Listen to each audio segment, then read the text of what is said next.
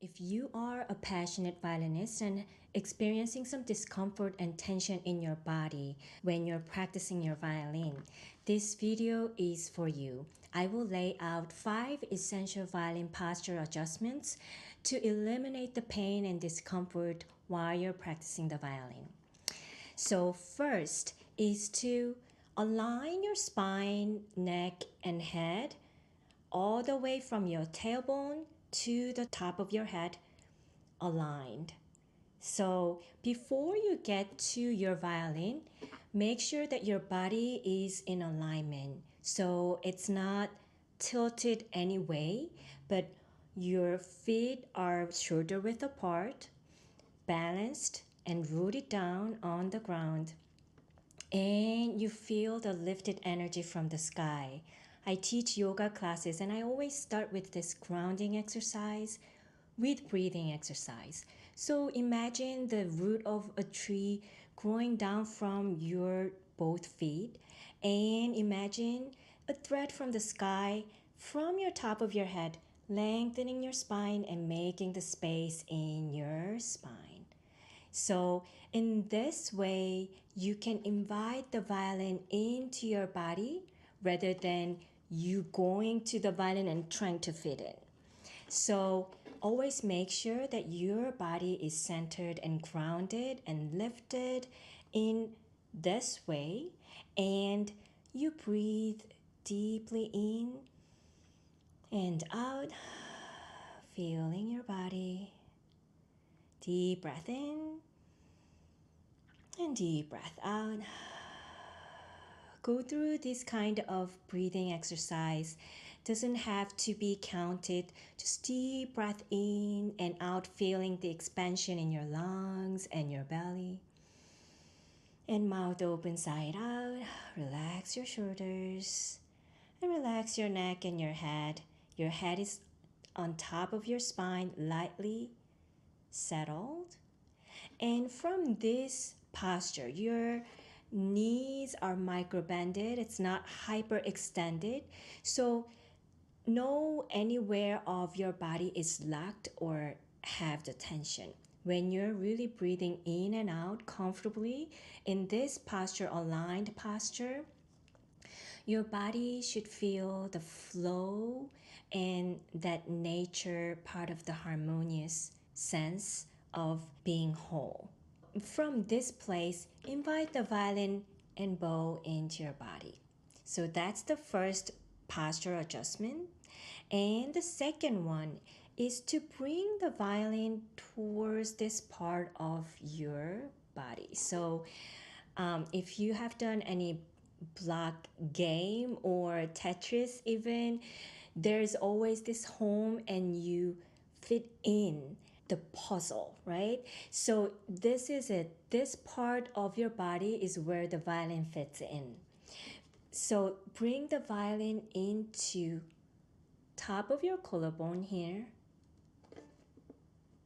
and all the way into your neck. Lengthen your neck and slightly bite into the violin. So your neck posture, the habit that we have can be we go to the violin and hold on to it, and our neck can go crunched down or slouched down.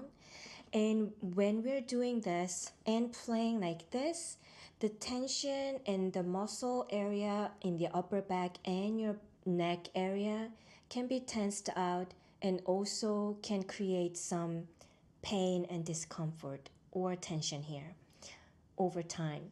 So you want to make sure that your neck is long and violin comes in, and the chin rest here, you don't bite into the chin rest. This way you can hold down the violin, and that can also create the neck pain here. So bring it up here, just gently settle here. So the chin rest comes into this area. So the jawline, there's a little bit of a home here. So the top height of the chin rest comes into the jawline here. And you just rest your chin here. So chin rest is not for the chin here, it's for this part of your face, I would say. Because if you do this, your neck is turned, your violin is going down, this doesn't help the violin posture. You want to always make sure that you are as aligned as possible when you're holding the violin. So that's the second adjustment. So you can have your violin up, but sometimes you need that support to shift or vibrate. So it's okay to rest your violin on your shoulder, but bring it back up when you can. So there's a flexibility. Violin shouldn't be in one position and set there. There are so many things going on here with different strings and different fingers and different positions. So violin placement can be flexible. And at the same time, when you have a shoulder rest, I personally use this sponge. I use the sponge and then I wrapped it around with the non-slipping material. And then I just put it right here so that it can support the violin in between my shoulder and the violin, so that my violin is secured and lifted without me having to lift with my shoulder rest at shoulder. So always relax your shoulder. So your shoulder is not lifted or tensed up to support the violin like this, but your left shoulder is relaxed and comfortably down. Sometimes we need to use this, but always make sure to get back into comfortably just settled position. And after that, third violin posture adjustment is your left hand. Your fingers are the main characters, and your fingers need all the support that you can give from your arm. So make sure that your fingers, all 4 fingers, are comfortably down on the spot, whatever key that you're playing, and adjust your thumb around that. So when we are learning to play the violin, we just adjust the hand towards the first finger, because first finger is the first note that we learn. And then after that, pinky, when pinky comes, our wrist comes out like this and sticks up. So this can cause a serious problem. Here your wrist is curved and your arm is tightened and your thumb is in the back. It's not really serving your pinky movement and your fingers' agility and independence. So I would recommend putting all the fingers down and finger direction towards you. And most of the time, you would have to adjust your hand for your pinky, because pinky is the shortest one and the weakest finger of these 4. You want to make sure that the pinky is comfortably settled, and your third finger and second finger and first finger comes last. So first finger can actually lie down on the side here. It doesn't have to be like here, the fingertip is on the fingerboard, but rather pinky and other fingers are comfortably down from the fingertips, and first finger can lay down by the side like this. Yes. So in this way, your thumb can come to in between the first and second finger, not too back, not too high, somewhere that's comfortable to settle. And after that, shake your elbow side to side. Make sure that your arm is not tight. You can relax and let the fingers ground on the fingerboard. Yes. So this is the posture adjustment. Sometimes I see students doing this or kind of adjust it to this kind of posture or this kind of posture.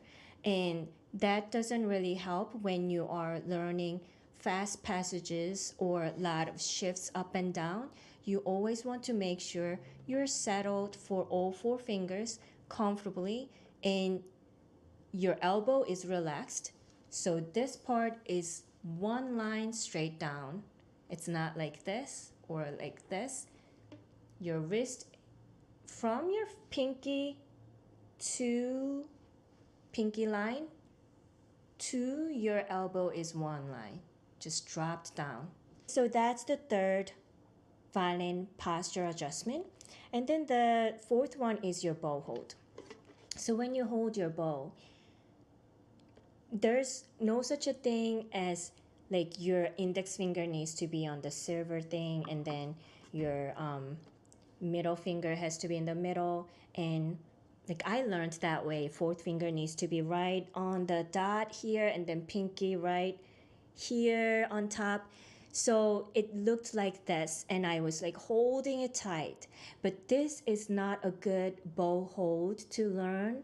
Begin with, shake it out, shake your right hand out, and then make that comfortable.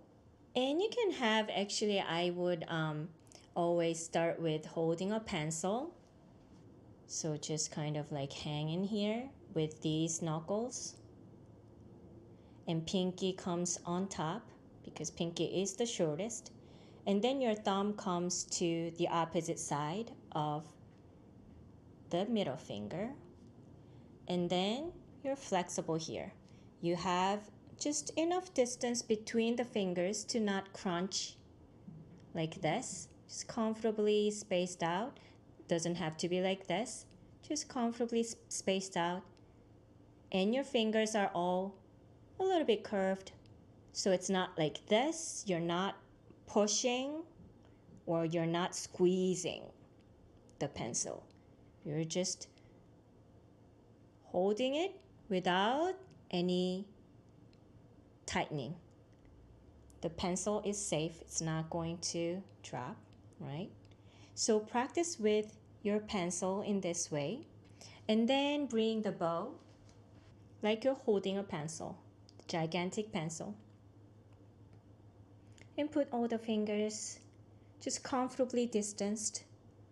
And your pinky on the top, your thumb right opposite side of the middle finger. And all fingers are bended and curved comfortably. So I'm not pushing the bow with my pinky. None of the finger, especially the thumb and pinky, they get tight sometimes. And in the beginning, holding the bow can be a little awkward and students can do this. But round your pinky, round your thumb, and then comfortably spaced out. When you put the bow on the string, just lean on the string.